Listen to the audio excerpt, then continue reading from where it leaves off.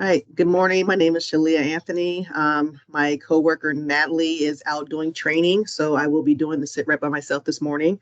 As usual, we're going to tell you a little bit about our program. We're with the Veterans One Stop Center and Military Veteran Peer Network. With Military Veteran Peer Network, we do the peer support, one-on-one, and then peer support groups. We have 8 active groups right now. You can check out our website, our Facebook page, Instagram, LinkedIn to get more information on those. All the groups are geared towards helping to relieve depression, stress, anxiety, learning those coping skills, and to make sure you know that you're not alone. We also do a variety of trainings. We do suicide prevention and awareness trainings with CALM, ASK, and we do collaborate with the VA to do SAFE training once a quarter. We do mental health first aid training. Both trainings are for adults, but one training pertains to youth, one training pertains to adults in identifying mental health issues that may occur.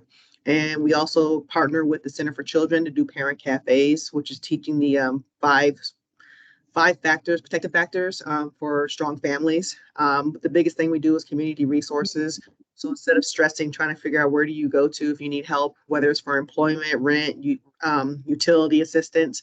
If we can't do it internally, then we know what organizations in the community do. So we'll, give you that warm handoff so you're not stressing trying to figure out who do I go to. As far as the Veterans One Stop, they do free counseling services. That's for active duty veterans, regardless of discharge status and your families. We have the Texas Veterans Commission Claims Department housed here, so they can help you as far as filing your claims or if you have questions about it. And then we have an education department. We have Western Governors University and Grand Canyon University. So they will help you as far as starting your educational goals, even if you're not going to those 2 particular universities. So I'm going to go ahead and introduce our guest for today. It's Miss Kimmer G. She is a veteran and an author, and she's here to tell us about her book. So go ahead and begin. Hi, good morning. My name is Kimmer, and I'm an Army veteran. I'm a former peer support specialist from the Cincinnati VA's Trauma Recovery Center. I am currently a certified peer support specialist here in the state of Kentucky. I started writing when I was in therapy, outpatient therapy in 2021 at my therapist asked me to because I couldn't talk about it. She asked me if I could write about it, so I did. And I've written 2 books now. The third one should drop within the next 72 hours on Amazon.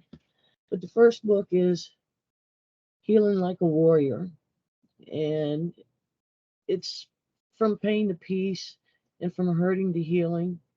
I write it with raw emotions, honest feelings, and frank openness about my traumas, both childhood and MST in the military. My second book is called On My Healing Avenue, and it's a continuation of the first one, but it's about surviving and growth from therapy, including professional therapists and peer support groups in which I attend faithfully. I have grown so much. I actually wanted to die. I'm a suicide attempt survivor, and I actually wanted to die. And when I started back in therapy in 2021, it changed my life around. I no longer wanted to die. And I've been sober now for 3 years. I ended my 47-year affair with bourbon, so that's a good thing. Uh, I've just changed my whole life around, and writing about it is wonderful. It's therapeutic for me, and I hope that other veterans can learn from it, get some support from it, learn what I've done, see if they can apply it to their lives, to their journey, and it's just a wonderful thing. If I could, I'd like to read one to you. Please do. It's called The Comfort Zone. The comfort zone is a state of mind, a place like no other we will find. We like being there because we are in control, our safe place by 1,000-fold.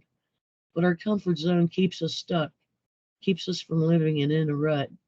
We're not being challenged or growing, and may also keep us away from ever knowing our confidence, our strength, or even our pride. Don't allow this to be your blind side. Get out and venture and have some fun.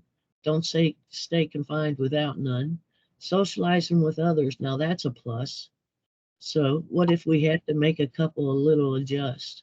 With mental health issues, we have already made a few. We have to keep continuing on our healing avenue. So the comfort zone is a safe place, right? Not if you want to have a life. Stretch your boundaries a little every week, and your comfort zone won't keep you weak. I like that poem. Yeah, it's very deep. I could resonate with what you were reading. Wow. Thank you for sharing that. I also thank you for being very transparent with your story. I think that it's going to reach a lot of people. A lot of times, from my experience, we get in our own heads and we think that we're the only ones going through something, and then, or we think that our pain and our trauma is not as bad as what someone else might be going through. So again, we keep it to ourselves. And so I thank you for sharing that. And I think it's going to reach people that are probably in that mindset. I'm a huge advocate for peer support groups also. I go faithfully. It helps to keep me grounded and keep me on the right path. So I thank you for bringing that up as well. Yeah, the first group that I started with was Victory for Veterans, the Warriors for Life. And it was all men at the time. So when I found them, I kept my mic off, I kept my camera off, and I just listened to them. You know, I was trying to see what they were all about, what men talk about. So it took me a while, but I finally turned on the camera and the mic, and I started telling them my story, and they welcomed me. You know, with open arms. We become close friends, and it was really growth for me because I was very anti-man from my MST by my senior drill sergeant. But yeah, they're a great group of guys. I host 3 groups on there now. So we have a women's only group on Friday nights. So if anybody wants to come in and hang out with the women, please just ask. What else? And I'll post links to that when I post this video also. So if they want to join, they're able to. Okay. I also volunteer for another nonprofit called the People's Patriot Project. And they have a weekly podcast on Sunday nights where I attend and I read a poem or two during the podcast. So that's really helped me because I hated being in the public's eye. I hated reading in public, but you know, it's still growing. I'm getting there. Work in progress. No, well, I thank you. And again, I'll post links for the groups that you mentioned, and as well as if anybody's interested in your books, I'll post links for that as well. I thank you for having Derek, I guess, link us up, because I never would have heard of you if he didn't reach out to me and say, hey, check this out. So I thank you for taking time, especially since you're in Kentucky, where you're an hour or two ahead of us.